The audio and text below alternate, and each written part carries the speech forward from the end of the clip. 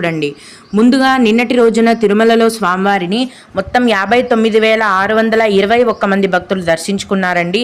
అందులో స్వామివారికి మొత్తం 28,351 మంది భక్తులు తలనీలాలను సమర్పించారు.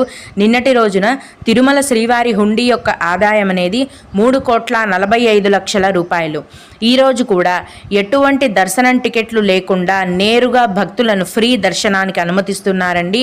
ఇలా టికెట్స్ లేకుండా నేరుగా వెళ్ళే ఫ్రీ దర్శనానికి ఈ ప్రస్తుతం 12 గంటల సమయం అనేది పడుతోంది.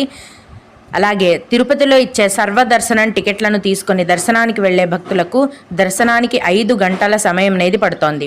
300 రూపాయల దర్శనం వారికి మరియు 500 రూపాయల దర్శనం వారికి దర్శనానికి 4 గంటల సమయం అనేది పడుతోంది.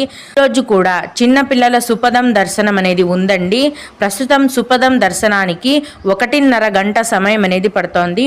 అలాగే VIP